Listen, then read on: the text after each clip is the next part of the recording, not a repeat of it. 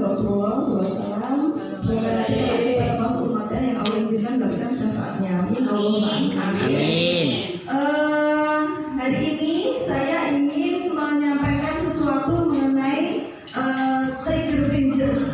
Sudah pernah dengar apa belum ya? Pernah. Belum ya. Tapi belum. Bapak Ibu sering merasakan jari-jarinya kaku enggak? Pernah. Itu namanya bahasa kedokterannya, bahasa medisnya trigger finger. Ya.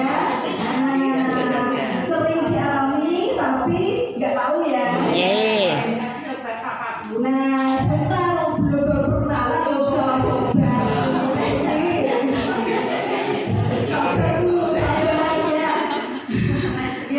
Jadi trigger finger itu gejalanya itu kaku, terus kunci. Kalau sudah gini susah kembali lagi.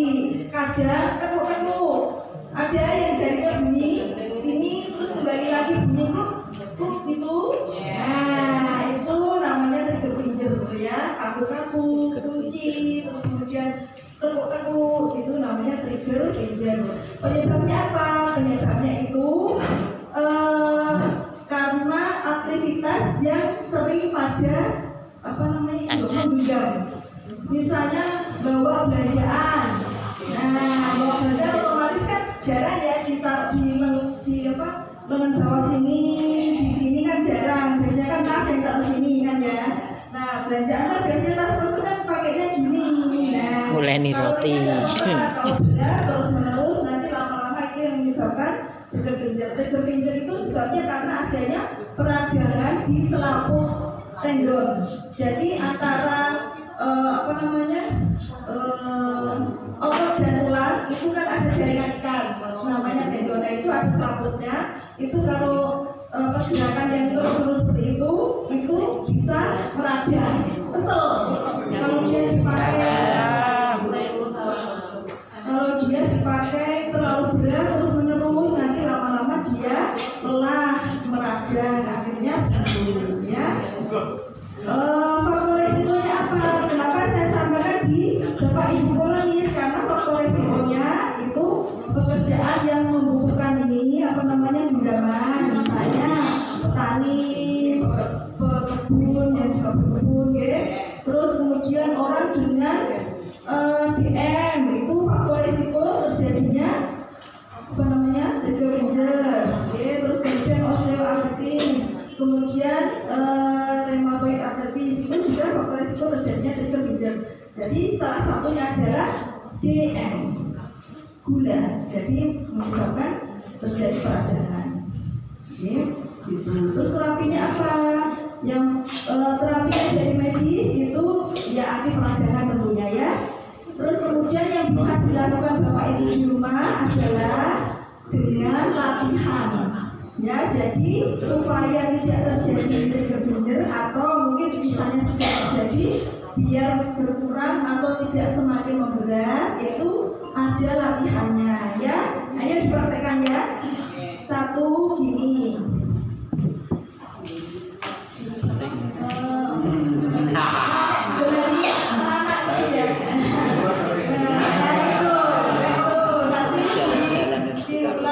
Sekitar 10 sampai 12 kali. Pokoknya seperti biasa kita kalau satu set itu kan 10 sampai 12 kali ya. Kalau berdiri sama. Ini latihannya di telapak. Kalau biasanya kita latihan di otot-otot besar, sekarang kita latihan di otot yang kecil. Ini 1, 2, 3, 4 sampai 12 ya. 1. Terus yang kedua gini.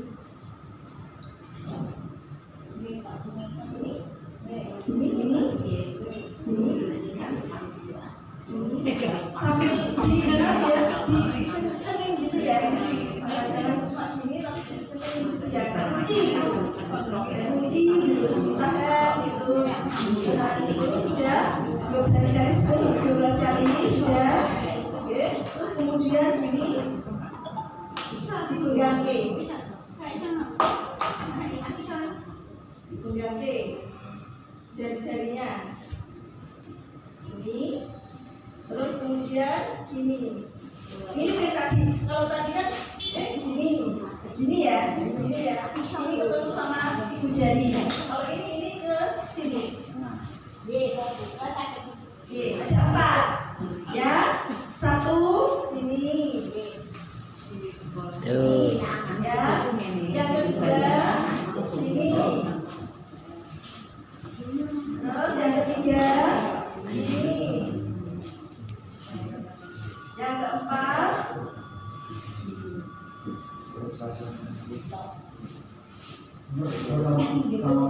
ya mirip yang nomor 1 sampai 4. 1 sampai 4 yang mirip ya.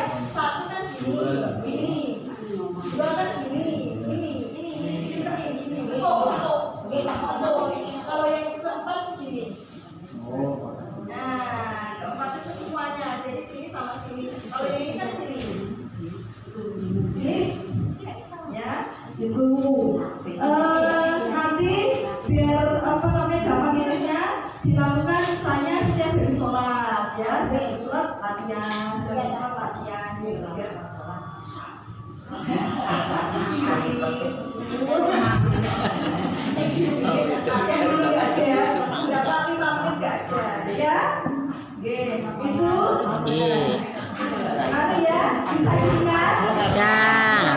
Tidak perlu obat antibiotik karena sebabnya bukan infeksi, sebabnya hanya peradangan ya. Apalagi kalau di musim dingin begini biasanya sering donat, ya kan? Jadi nanti bisa dipraktekkan di rumah. Itu ya. Ada yang mau ditanyakan?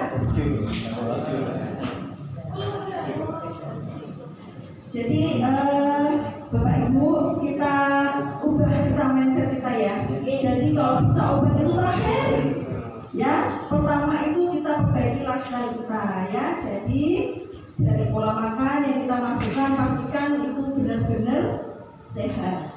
Ya benar-benar dari minyaknya ya jangan berkali-kali makan berkali-kali pakai. Kemudian komposisinya jumlah jenis jadwal ya, jumlahnya berarti harus menjadi semuanya. Nggak boleh saya makan makan nasi, saya makan apa aja, sayur aja kurang kan. Kita tetap harus butuh karbohidrat, butuh tenaga, butuh protein, butuh ya. Terus kemudian untuk jenisnya pastikan kebutuhan karbohidrat serta protein itu cukup. Semakin usianya bertambah, kebutuhan proteinnya semakin tinggi, bukan semakin kurang.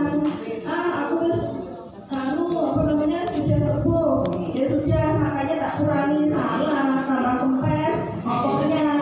Nanti otornya kempes, nggak ada yang nyimpen gulanya numpuk di pembuluh darah. Akhirnya walaupun sudah minum obat, saya mau minum obat sudah teratur, tapi kenapa gula saya masih tinggi? Nah itu karena nggak ada penyimpan gulanya. Ya, kebutuhan proteinnya itu harus cukup ya. Itu jadi jangan takut makan telur ya. Telur itu sehari itu kalau bapak ibu itu minimal itu 10 telur saja ya. Telur saja nggak pakai ayam.